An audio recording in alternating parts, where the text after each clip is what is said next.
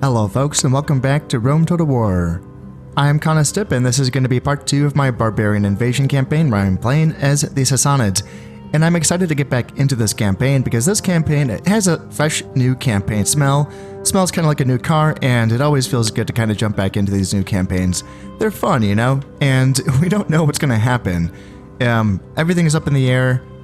Depends on how well I play this, and as far as my campaigns go, as I've said before, this is my most unknown campaign that I've ever jumped on into. I really don't have much of a plan, so let's see where that leads me, shall we? In the last episode, I just played one turn. I got some armies moving in certain directions. My empire is somewhat vast for, it being what it is. My territories are somewhat spread apart, so anytime I make some moves, I really need to think, 5-10 turns ahead of where I'm at to, make sure that I'm not wasting any time here. Luckily, I do have I think these are my tier 2 roads built up in every single settlement, because anytime I'm looking at this, it's going to be the royal, I have my tier 3s in this province, which is Babylonia. But everywhere else, I think it's my tier 2s. And this is a nice addition. This is one of those things in Barbarian Invasion that does feel pretty good, because the only factions that have access to tier 3 roads in the original Rome campaign is going to be the Roman factions, right? And they have the highways, which is their tier 3s, and no one else has that, and it feels so bad. It feels just so bad for everyone else just to be struggling, Not just with campaign speed, but also just with having money as well, because roads give you money. That is, their tier 2 and tier 3 roads give you money, so the factions that can only build the tier 1s are not making any income off of those tier 1 roads, which feels just so bad. It feels so bad. So having the tier 3 upgrade, which is the Royal Road, I can't afford it because I'm broke right now. But that's going to be the tier 3, which is available to the Sassanids at least. I don't know who else it is available to. I'm hoping, I don't know. I don't know the tech availability for the other factions in this campaigns. But it's nice that the Sassanids, it's nice to have that tier 3 available to us. And that means that I have my tier 2 already built up. Yeah, paved roads. That feels good. That does make getting around a little bit easier. Whereas in the original Imperial campaign, if you're playing as Egypt or the Parthians or, someone that's out here, you're just like struggling, you're just like, oh my God, please, I'm too weak. I can't get anywhere, right? Now, here in this case, I'm going to be gathering my forces up to Hatra and then, who knows, making a move on Antioch. I don't know yet. These forces are going to come down and then you are not going to quite make it. And then the faction leader, he is going to make it, I think. Yeah, that looks good. And then from there, what I might actually do is send his army out, because if we look closely, like the light blue indicates my borders of this province of Assyria. And then the purple, of course, denotes the Eastern Romans province borders. So, and then there's this river here, which complicates things. But as you can see, the Eastern Romans have these watchtowers on their side of their border, so they have nice vision on my territory, and I don't have any vision on their territory. So that sucks. Now I'm going to be building up watchtowers to sort of even that out, because I want to see if I can get watchtowers on the edge here. I should be able to see maybe even into Antioch without having my agents hang about. So that's just going to be some low-key kind of action that I'm going to be doing here, and I wonder if I would actually draw out a response from the Romans by venturing out from Hatra, because as I said, they can see anything that I do from here, I would imagine, right? So, yeah, it's going to be curious to see if they want to, make a move. Now, up here, we are going to be making a move on this rebel settlement that is right here, and I can get my spy inside. As you can see there, I have a 100% chance of getting him inside, and for those of you who are new to this game, what I can do with spies is just get them inside of settlements, as I'll show you right here. That's going to show me all of the buildings and the troops, and if there's a general inside, I can see the general's stats and character and personality and all that, and it gives me all the information on their income, public order, population, and population growth. And let's see, that's my spy, spotted by subterfuge, yeah, 3, so that's him. Yes. And he is Zoroastrian, so he's going to be converting the population 5% per turn, I think is what that means. And then he has a 32% chance of opening the gates when I arrive, which is the real key thing. It's very nice to have that happen. That means that you can siege a settlement and get in and attack it on the very same turn that you siege it. Whereas typically when you siege a settlement, you have to spend a turn to build up siege equipment like towers and rams before you can attack, or if you have artillery, you can't just attack on the same turn that you siege it as well. But the spy, if he opens the gates, then you can attack right away. Now, it's not always the easiest thing because you're just going to be getting the one entry point on all four sides.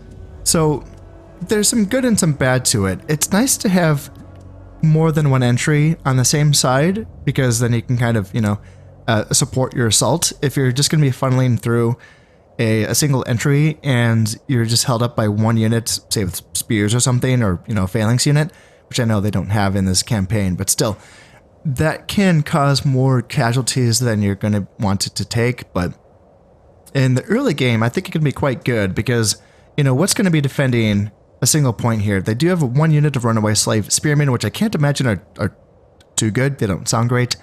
And then 3 units of cav, which aren't going to be great at holding a choke point, right? But it's something to keep in mind for, future sieges is, the spy gets me in, sure, but maybe I want to build some rams up just to give myself another entry point into the certain side that I'm attacking from. Another thing to keep in mind, though, is that when the spy opens the gates, he does open all 4 sides, all 4 gates. And the AI defenders, what they do is they defend each position as well as they can. So that means that they're going to be spreading out their forces to each of the opened gates so that you can't just run on in. But what that does mean is that you can possibly, pick that weak point and overwhelm, the weakest unit that's guarding the one gate. That's one way that can be taken advantage of. So I'm going to be moving this army up. This is my Giga Chat Awesome General Melchior or Melchior. I'm going to call him Melchior. That sounds better. But tell me if I'm wrong. Forward. And then these guys are going to move up as far as Melchior can move up. Even though they could move further, I just want these guys to go together. I have experienced running into an Eastern Roman Empire army around here, so I'd rather have these guys together. That's fine. And there's going to be 1 unit of peasants inside, so let's drop the taxes until they're fine. That's fine. And then for this army, I'm a little bit... I don't know. I'm not sure anymore. What I was doing in my practice campaigns was just moving them on over and then eventually meeting up with them. And then eventually, thinking about attacking the Eastern Roman Empire.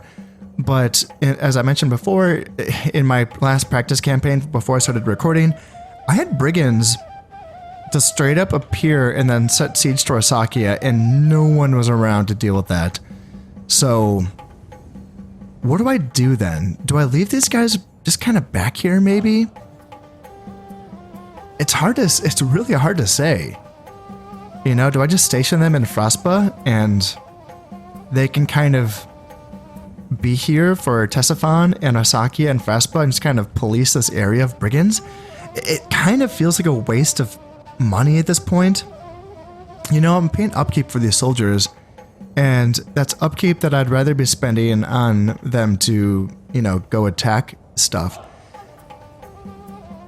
Eventually I will have soldiers that I can pay to defend my core territories, but at this stage of the campaign, that's what's tricky about playing these campaigns where you already start out with five settlements that you don't quite have the troops to spread out, and whereas like if you build it up yourself, from the beginning, from 1 or 2 settlements, you can build it up and you can build up your military to accommodate that area that you're defending. However, when you just start off and you're given this, and you just have to make do with what you have, it can be a bit trickier to be like, all right, well, what do we do then? Do we just hire a bunch of stuff that is just kind of wasting money, but also defending our territories? It's really hard to say. Sire. It's really hard to say. It's really hard to say. It is. I wouldn't want to lose a single settlement to brigands. That'd be awful. That would be really bad. So yeah. Do I move them along, but then hire up some troops, you know? Some slingers, some javelin men, camel riders, nomad archer cavalry. Fraspa, what can you train here? A lot of the same stuff, but you can get levy spears here as well. Yeah, I'll think about what I want to do with them. It's tough. It's a really tough decision. And then back here, these guys are going to link up with them, and they're going to continue on to Dumantha. So I'm just going to link them up right now. And they might be able to get there next turn, I think, perhaps. So that's all my guys moved except for you, so I'm going to keep thinking about that. Spy's been moved, and then you, I just wanted to see, you know, I wanted to keep an eye on this Roman army, and that's, I can move around a little bit more, I guess. He has such a small range of vision, but yeah, let's just move back up here. And the assassin has already been moved, but we have vision on him as well. So we're just trying our best to see the movement of these Roman forces. And we don't have a lot of money. We have 895 in the treasury. We have an option. We can, with that money, we can afford to build a tier 1 sewers in a couple places, whether it's Hatra or whether it's Raspa, I think. The port is not going to be worth the money because it is going to be right here, I think, is where it's going to get built up. And then the problem is that it has no one to trade with because, like, you know, it's not going to trade with Arsacia because it has land trade with Arsacia, so there wouldn't be any sea trade. And then, you know, there's no one else, there's no other ports, I don't think. Yeah, I don't know I don't know if this is rebel held or what, but you can just see if you look at here and go here again. If you're new to this game, you can put in a building and queue it up and then go here, and it's going to tell you this would be increasing the sold trade. I think that's a wheelbarrow, I think. And there would be kind of a flashing faint icon telling you of what it would increase to if this gave you any money. And in this case, as we can see, it's not giving us any money, so don't build it. But we could get sewers again. Sewers just provides a nice little health bonus of 0.5 for, and that you know, increases the population growth, and then public order of 5% as well. So they're nice to have. Fraspa is a minor city. You know, you do want to get the sanitation buildings going. Or do I want to spend the 895 denarii, yeah, on troops? Troops also seems pretty vital. I was just talking about, you know, not having enough of them, so you'd think that that's something that I might want to prioritize. Here in Hatra, I can get the Nomad Archer Cavalry, which is 520 denarii. That seems important. The fact that I can get those from a tier 2 is pretty vital as well, I think. So that's tempting. If I just get that, what does that leave me with? 375? That's not much. So, yeah, it's tempting. What can I get here? Kurdish Javelin Men or Mounted Slingers. That's what I could afford with the money that I have left. The Kurdish Javelins are cheaper. And the Desert Archers are 380, so I'm just 5 denarii short of being able to afford those. I think that... So one thing that I did plan on doing in this episode was talking a little bit about the Sassanid military and what my initial assessments are of it and how it matches up against the Eastern Romans. Now, I'm not an expert yet on this matchup or the militaries or the military functions of either army, but my initial things that I'm seeing here. First, I want to talk about there's some pretty strange, well, not strange, but pretty unique availability restrictions to where you can get certain units for the Sassanids. So the Sassanids, first off, are the only faction in the Barbarian invasion that can recruit elephant units, which I think that's true.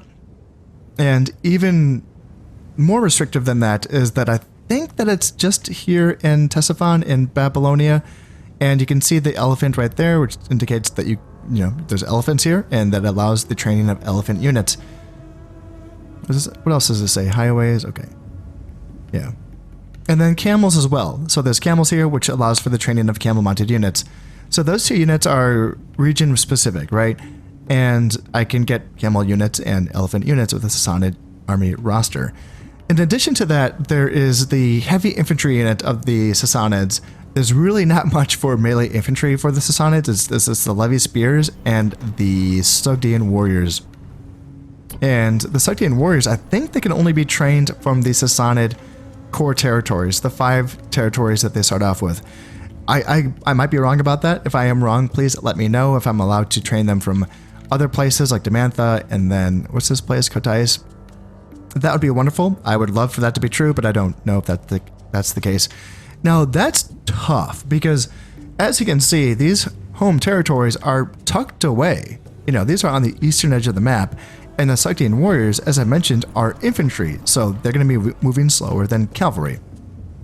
Which means that to get any infantry from my core territories to the front lines, to have them, you know, be effective and be available for my fighting forces, that's going to be tough on the logistics, you know, of my plan, my military plans here. If I want heavy infantry, something that can maybe storm a settlement and take a siege or something, those Sogdians will be important, but they're going to take a while to get to where I need them to be. So that's a little bit tricky. Let me remind myself, so I can kind of go in here and look at this. And barracks, right? It's going to be tier 4, and I can get the Sogdian Warriors. And then stables, I can see the elephants and the armored camel riders and the camel raiders. So that's the 2 camel units. So Ctesiphon allows me to get my 3 region-locked units. And so I would want Ctesiphon, if it is the only place where I can get elephants, then I want to tech this out to be able to get elephants. Now, I don't think that I can even get... Okay, so I have my tier 1 stables recruited here, I believe, right? Let me go back here. Yeah, I just have my tier 1 stables. So I'd have to recruit or build the tier 2 and then tier 3 stables before I can get elephants. And it requires a large city, and Ctesiphon already is a large city. So I'm basically just 2 buildings away from being able to get elephants going. That would be pretty cool. That would be pretty nice. However, I do feel like I need to focus on economy in the initial stage of this campaign, and I feel like I need to get those the spice roads and the royal roads built up before I can start teching into military. It feels rough. It does. I would love to start teching straight up to elephants. Even more so than that, I would like to tech up to getting the Klebinari, which is my tier 3 cav unit, which is pretty badass. They're awesome. They have a mace as their secondary attack, so they are basically good against armor, and then they are also archers, or cav archers. And as you can see, melee attack of 6, missile attack of 7, and charge bonus of 4. So they're pretty chunky in melee, and yeah, they're good against armored units. And defense of 26, like these are some, as you can see, they're tanks, right? Armor of 20, defense skill of 6, shield of 0, hit points 1. So expensive to recruit though, 1430, and upkeep is 300. But as far as tier 3 units go, like this is a beast of unit, it really is. So just getting these going after building 1 building here in Ctesiphon, that does seem strong. That does seem like something that I'd want to prioritize as soon as my economy feels like it's looking a bit better. And then moving on to Arsacia, what's available up here? Here we go. And again, if we're looking at if we can get Sogdian Warriors again, and then can we get any camels? So yes, we can get camels here in Arsacia. Perfect. And then Fraspa, let's do the same thing. Sogdian Warriors, yes. No camels. So we probably just want to do Sogdian Warriors here in Fraspa, and then camels in Arsacia. And then Sogdian Warriors are available in Artaxata. And again, no camels. So we probably want to do Sogdian Warriors in Fraspa and Artaxata. And let's go back down here to Hatra and see what's available here. We do have available camels, and then, yeah, Sogdians as well, right? So probably looking at camels in Hatra and Arsacia, Sogdians and Arctic Sarta and Fraspa, and then the Elephants and Tessifon. I'm not saying those are the only units that I'm going to be training in those 5 places, but those are what I want to sort of tech up to. And the camels are going to be important units, I think, because specifically when we're looking at, let me show you. So the tier 1 camel unit, or I mean tier 2 technically, but our first cav units that are available are the Nomad Archer Cav and the Camel Raiders. These guys don't look good. They really don't. They do have a bonus versus cav. Scare horses.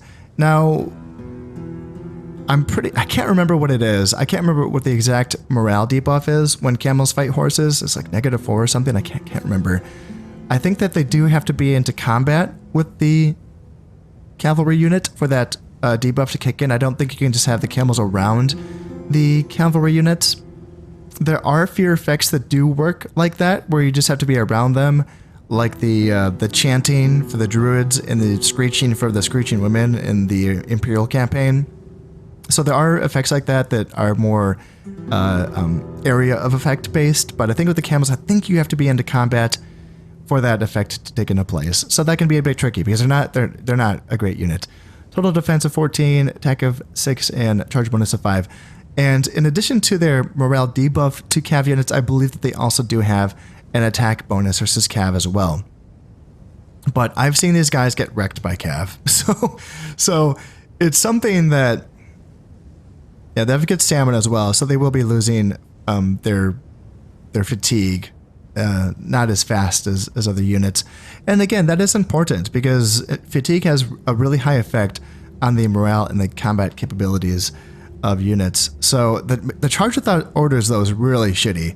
That sucks. It's one of those things that I didn't care too much about in Medieval Total War because units weren't as fast. So I could kind of catch it and be like, no, you get back here, you little silly goose. But in this game, the units that have this trait of charge without orders, man, units move so fast in this game that like a unit just goes and they're just gone. I will look away for 1 second and they're gone. The camels are all dead. It's just like, fuck, I didn't tell you to charge. You know, they'll just charge into spears or something that's just going to kill them. So that sucks. That's a really shitty thing. It's honestly kind of a tough unit to use. I'm going to try. So I actually did have a fight where I didn't have any like good engagements available against cav units for them. So I just had them target the archers that were available to the Romans. And they got in untouched. And they got just full on, just 1v1 against this unit of Eastern archers for the Romans. And they lost. they like kept them busy for a while. And it was close. It did come down to like, you know, both units being pretty beat up. But still, they lost to the Roman archers. I was like, fucking A. It's like, oh God. It's tough when you see, you know, units beat their counters. It's like, oh, come on. That's the counter. You beat archers with, you know, fast units, right? But not in that case. So you probably just want to use them as a support piece against cav fights, right? The thing is that for tier 2 cav availability, all we have is these Nomad Archer Cav and then the Camel Raiders. So we don't really have access to a good, beefy, tanky cav unit that can take that initial fight and then allow the camels to get in to like support charge to 2v1 a certain enemy unit. You have to sort of wait for those tier 3 Clibinari to become available. And I do have access to some just off the bat, which is nice, but yeah.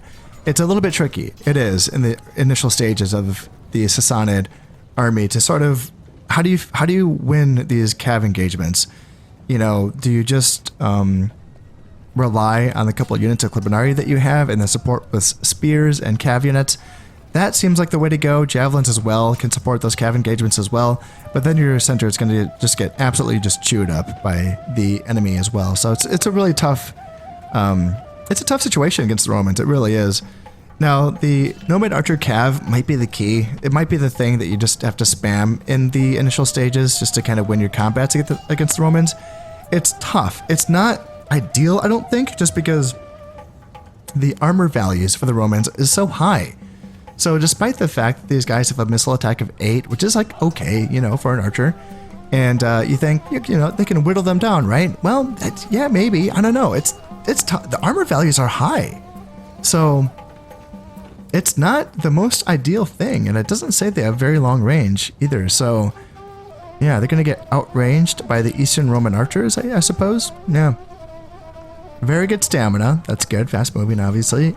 Can form Cantabrian Circle. Again, for those of you who are new to this game, Cantabrian Circle is a unit ability where they do run around in circles and they take less casualties from enemy archer fire.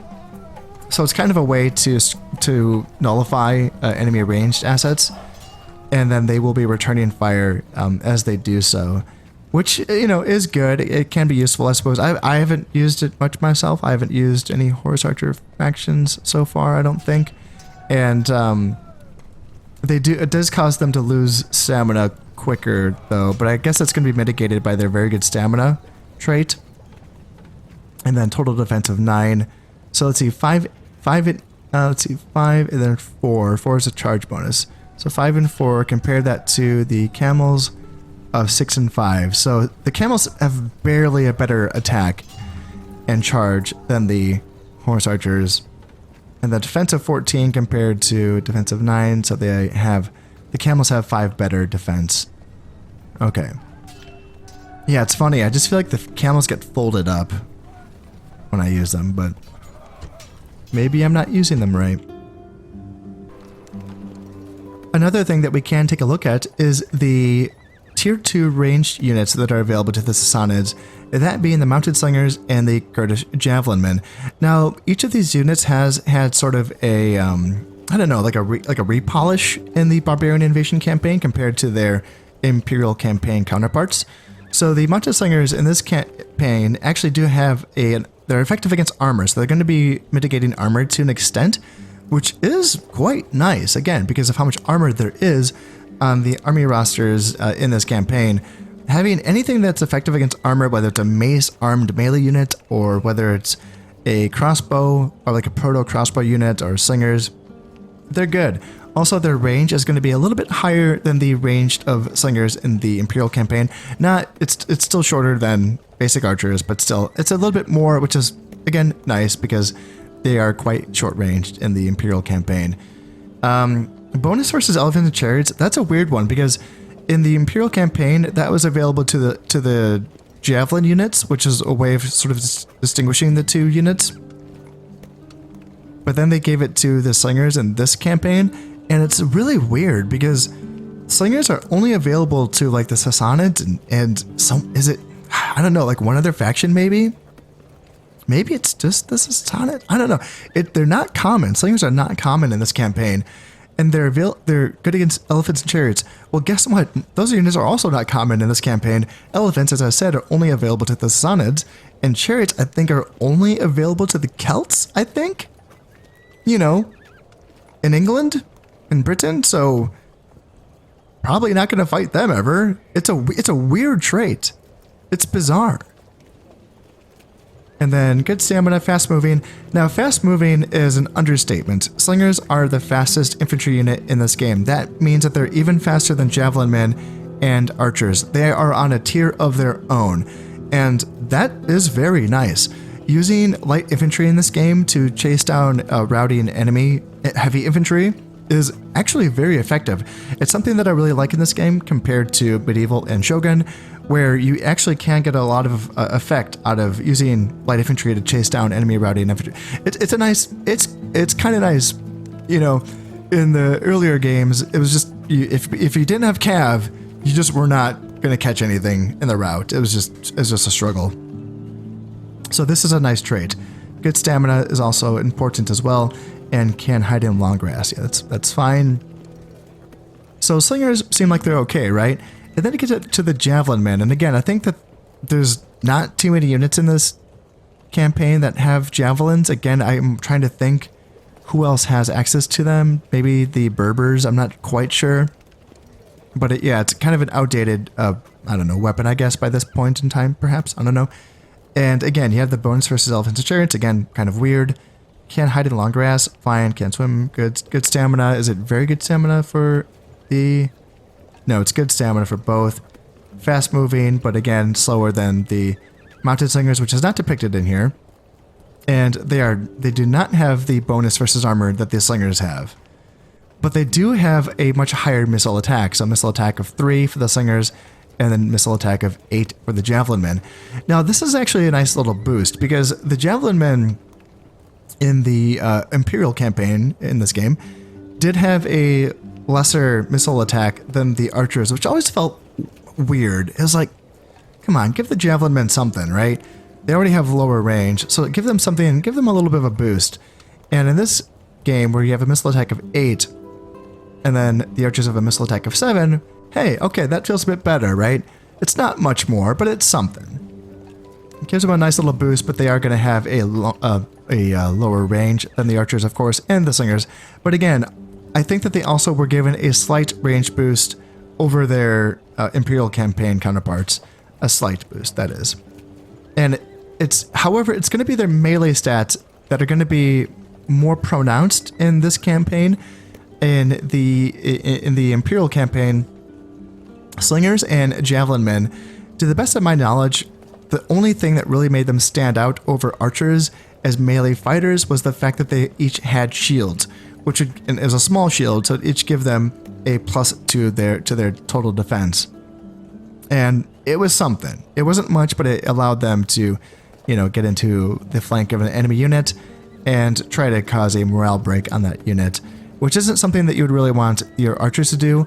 And also, it would give your javelins and slingers an ability to sort of skirmish, get ahead of your main line, put them into loose formation, and with their shields, with their extra +2 defense to their, shield block chance, you could sort of mitigate the damages coming from enemy ranged units a little bit more, but not, too much more. But if you're trying to protect your more important, heavy infantry, it's one way to use it. However, in this campaign, as you can see, the javelin men, they have more than that. They're not just given a shield. In fact, they don't have a shield. The slingers do. The slingers have a shield. Instead of a defensive 2, it's a defensive 3 off of that shield, which is nice for them. But the javelin men are going to have a 6 for defense skill. This denotes their actual ability in combat to defend themselves with their martial, combat abilities.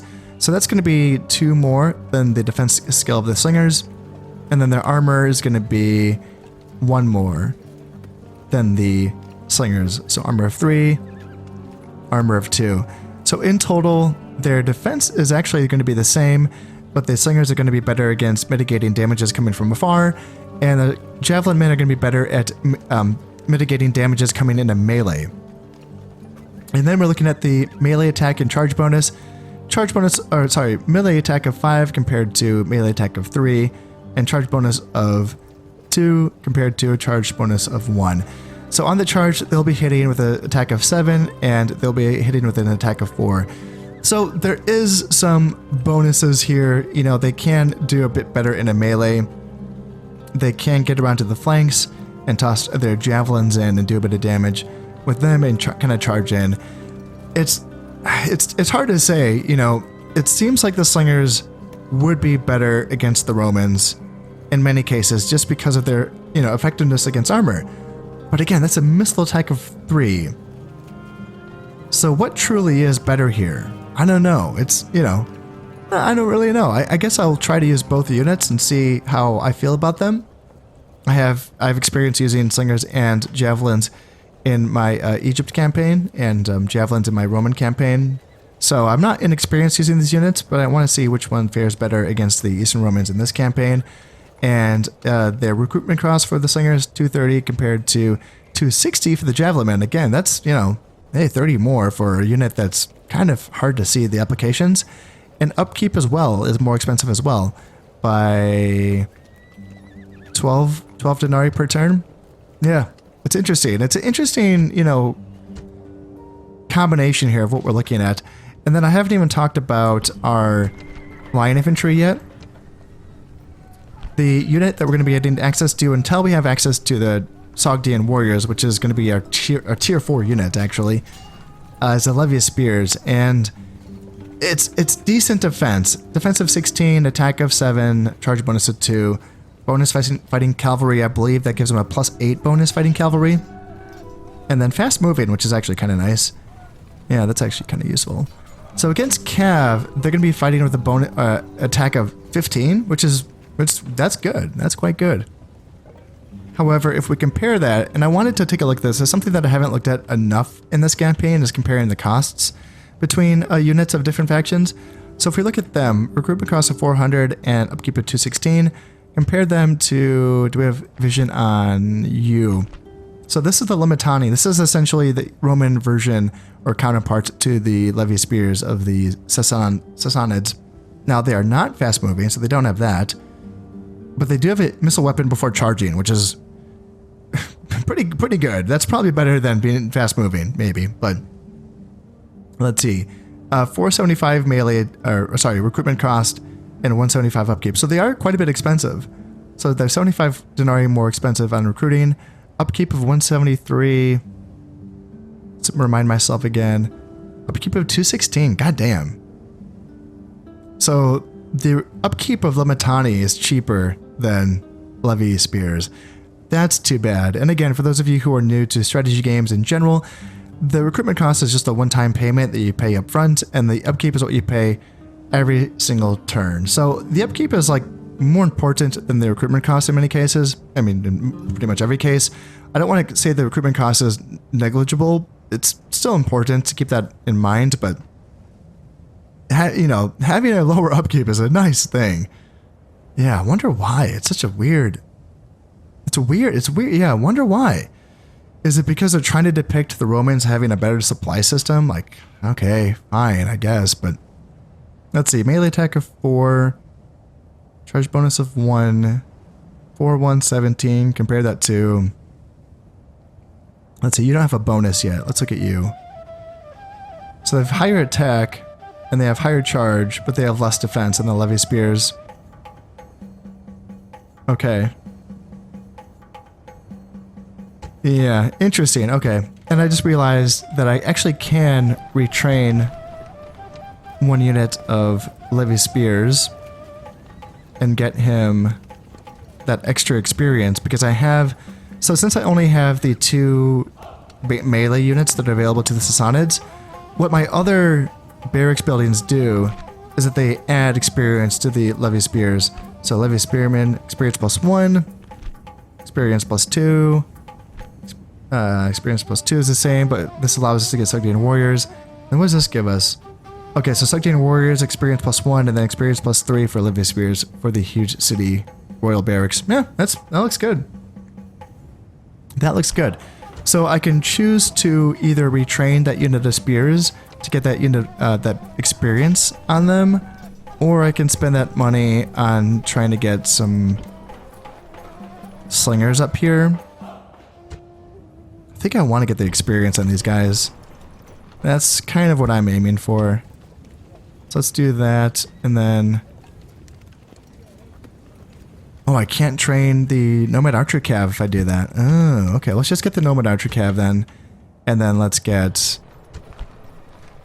Yeah, slingers. It's kind of what I'm thinking.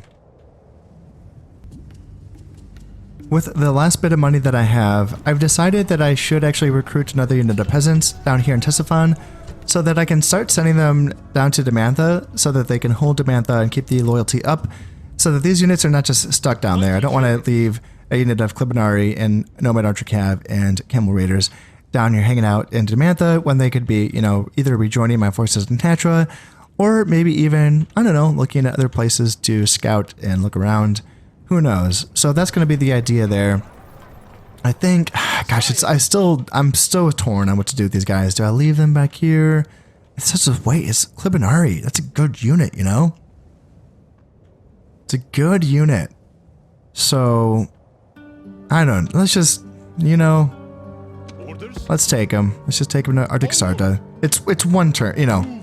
They're just there. So if anything happens, there's still... I can just decide next turn what I want to do with them, right?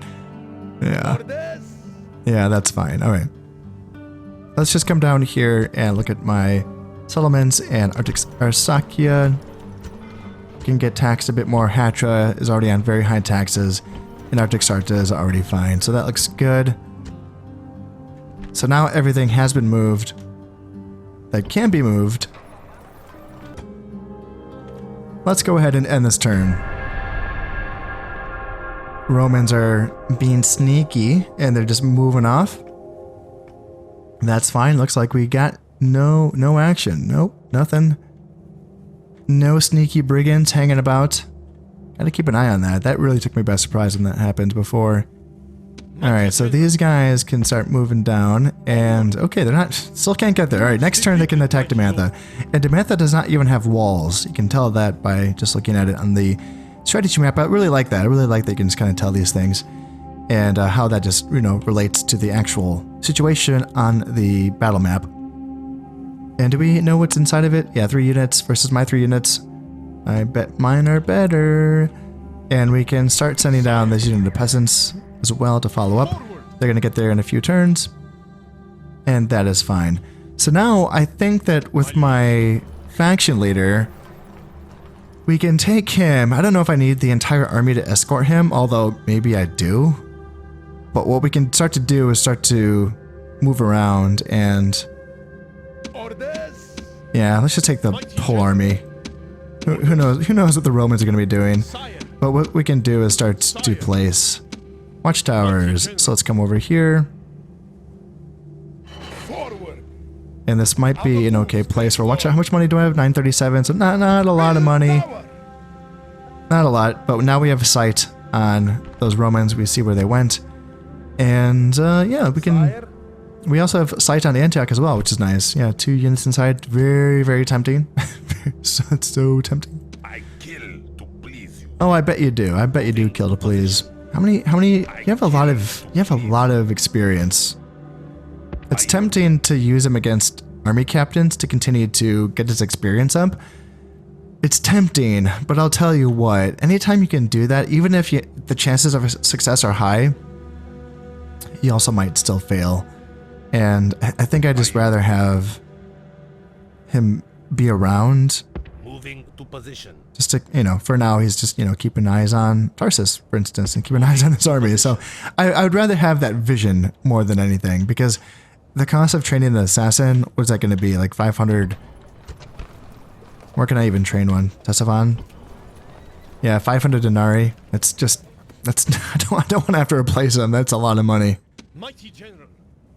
These guys can, yeah, you can hang out in Hatra, boost the loyalty by a little bit there, and gonna attack Kotais with that army. Let's go through our messages first.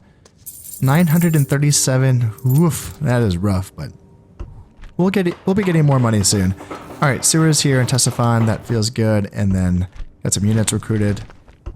And ceasefire between the Romans and the Sarmatians. That's not what I want to see. I want to see everyone hunting and trying to kill the Romans. That's what I want to see. Let's just kind of send you around. Do I want to send my diplomat? Who can I talk to? It would be nice to talk to someone, but I don't know. Do I even border people up here? I feel like, I don't know. That'd be quite the mission to send someone. I can recruit a diplomat here in Arctic Sarta and just have him. Is it the, let's see, the Sarmatians are further west? Is it the Roxolani that are further east? Gosh, I don't know. I don't know, but it would be nice because at some point, well, essentially once I have this, once I have Kotais, I would like to have someone that I could trade with. So sending a diplomat to go talk to people is, it's a tempting thought, it is. Well, I did find a Roman diplomat down here with my diplomat, and I would actually like to kill him if I could. He has 3 influence, so he's actually kind of scary. My assassin, what are my chances of killing him? He's dead. 56% chance? It's not super high, but I will take that. Out of moves. Let's send him to try to kill that diplomat. The reason being is that, again, in my little bit of experience playing this campaign, I've noticed that, you know, the Romans being a rich faction, what they can do is that they can pick off my units and they can bribe them if they're just kind of off one by one, just kind of wandering around and not wandering around, but going from settlement to settlement. One by one, they can't get picked off by these gosh darn Roman diplomats that just have limitless pockets. And that can be very, very frustrating. So that's a good target, even though it's only a 56% chance of success. I think that's a worthy, I think it's a worthy target. Yeah. Now let's take this army and attack Kotais. Attack! So it looks like our spy did not open the gates for us. Otherwise, we would have gotten a message, a little image of an open gate telling us that it's open. So we're gonna have to go in the old-fashioned way and build up some rams, so we can get 3 built up in this turn, and that will suffice. So let's maintain the siege here. And so they have inside step horse archers. Okay, so basic horse archers, I imagine. Yeah, missile attack of 8. And then the runaway slave spears, attack of 6, defense of 2, fast moving, I'm sorry, charge of 2, defense of 12. And then step lancers, so they're going to have a charge bonus of 10. Yeah, that's pretty scary. So total attack of 15 on the charge, and then 15 defense. Yeah, they're a scary unit. And then herdsmen, they're really bad stats, but they have a 78-man unit compared to the 54-man units of regular cav units. So that in itself is formidable, but not too scary otherwise. Attack of 4, charge of 4, and defense of 7. So as far as them trying to defend their settlement with 1 infantry unit and 3 cav units, I reckon we're going to be okay here. Let's see, we only have 2 archers, 1 slinger. Okay, that's not a lot of range units. I'm tempted. I wonder if I should, in the next turn, recruit some mercenary Allen horse archers. I can't afford them right now, but just having an extra unit would be kind of nice. Missile attack of 9. But yeah, 825 florins to train up. That's a lot. Or not florins, but denarii. Yeah, that's going to be getting that mixed up. You know, for a minute there, I was considering to spend what money I have on training soldiers, because that's all I can afford right now. That is, I can literally not even afford to build a single building with the money that I have. However, instead, you know what? I was just thinking and talking about diplomats and getting some more vision on the world, because, you know, that's one thing I'm lacking, right? I feel like I'm in the corner here, right? I'm stuffed. I have a big, large, powerful enemy that's sort of just kind of like sectioning me off from the rest of the world. And I'd rather that not be the case. I'd rather, you know, have some vision on the map and what's happening around me. So let's go ahead and actually train up a diplomat, 250 denarii, and then what does it cost? Upkeep? Yeah, 50 upkeep. That's fine. Let's get a diplomat there in Artaxata, and let's actually get another one down here in Hatra as well. Yeah, I think I'm okay with that, actually, because then the one in Hatra can come down here to North Africa and maybe talk to the Berbers, and we will see how they feel about the Romans hanging out in North Africa. Just North Africa, just Alexandria, I think, is how far they've gone. And then the other diplomat can come up here to the steppes and see who we meet up here as well. Yeah, I just noticed that, yeah, there's grain up here. Grain's a good resource, because if you can trade with a settlement that has grain, that means that, well, let me start over. Grain gives the settlement that it has a population boost. I think it's also a tradable, like, good, as in you get money from it, I think. I don't think it's just a population boost, but you can get that population boost also by trading with that settlement. It's not just the settlement that has it, but you can also get it yourself. So if if Kotais is able to trade with whatever settlement is right here that has this trade good, then we can get a pop boost to Kotais, and we can get this settlement growing up pretty fast. That can be very useful. The thing with Kotais is that it is a large town, so that's nice, but it'd be nice to get it up to being a minor city. I think it's a large town, right? I think so, yeah. And it's something. So in my practice campaigns, I was just getting used to exterminating the population just so that I could get the money from it, and also to make it easier to hold on to, because it is a Christian settlement, I believe, if I look again. Yeah, they are Christian, and However, if I can manage to hold on to it and to keep the population in line, I think it would be better in the long term to not exterminate them, because the faster that I can get them up to a tier 3 settlement, I suppose that's going to be just, you know, better in the long run, right? Because that's going to be able to train the good soldiers, and it's going to be the closest to the front lines of the conflict against the Romans. So not exterminating them and building them up, I suppose, is going to be more important. And yeah, if I can trade with whoever has this, can, you know, hopefully, or, you know, this as well here in Crimea. So yeah, those are options. And I think that's going to be this diplomat's job, is to try to figure that out. Now, it's too bad, because exterminating those people was giving me a nice little cash boost that I was spending on, you know, royal roads and silk roads or whatever. But I think that in this campaign, in this run, I'm going to have to try to make do without. We are now all set to end this turn, so let's go ahead. Drop a save, just because this game is pretty unstable, although I feel like I've been getting lucky lately. Let's end this turn. And so the diplomat thinks he's going to come on over and have a little chit-chat. Does he? Okay, well, I think this is the one my assassin should be. Yes, let's get him. Well, there's another one. Okay, he has 3 influence as well. And that's the 3 influence. Well, we should, yeah, let's see if we can get him. 56% chance. Yeah, nice. And there is another one we can possibly kill. He just came over on a boat. Alright, so we have 1,000 florins in the treasury. Florins, goddammit. Sure, we'll just go with florins, eh? We're in the medieval era now. Assassination mission success? Yes, yes indeed. And did he get a trait increase? No, he did not. Oh, he got a retinue. Perfect. Catamite. +1 to agent's skill. Perfect. So what is he now?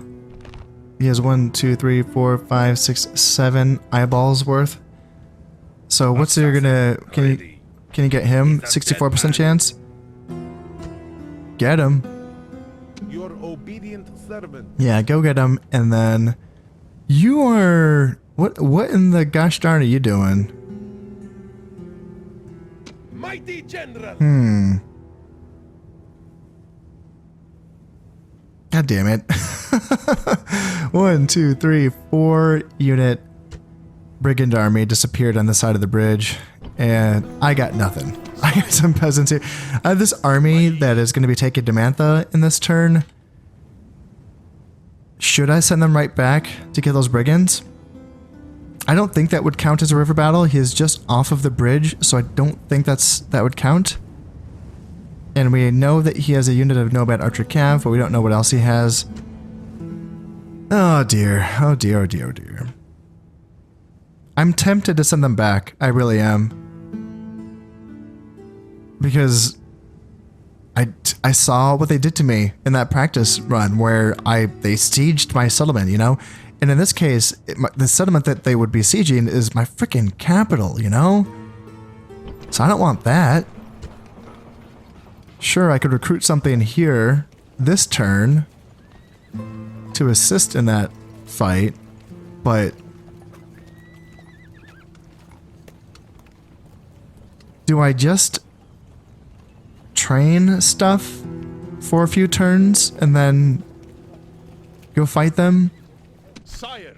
That's another option. Just train units in Ctesiphon for a few turns until I have a force that can maybe deal with them. That's probably what I should do, honestly. Because, you know, if they try to siege Ctesiphon, there's large stone walls here. Like, that's going to be really tough for them to deal with. While I do have a couple of fights to resolve in this turn, I think that I will be leaving those for the next episode, just because these fights, even though they're going to be small scale fights, they can take a bit of time if you want them to be done properly. I don't want to be losing more units than I have to take these settlements. And yeah, I want to make sure that this episode doesn't go on too long either. So sorry for, having a couple of slow episodes to start the campaign, but I think it's for the best, honestly. Before I go, I just wanted to say that if you're enjoying these videos, something that is brand new that I just put up was that I finally did start a channel membership for this channel. So if you'd like to support in that way, it's just very basic. I just started off the tier 1. I'm offering custom emojis and badges for channel members, and it's just $1 a month. So if you want to support the channel, that's one way that you can do it. Other ways that you can do it is by subscribing, liking, and sharing. It all helps immensely. So until next time, this has been Concept playing Rome Total War Barbarian Invasion. Thank you very much, and goodbye.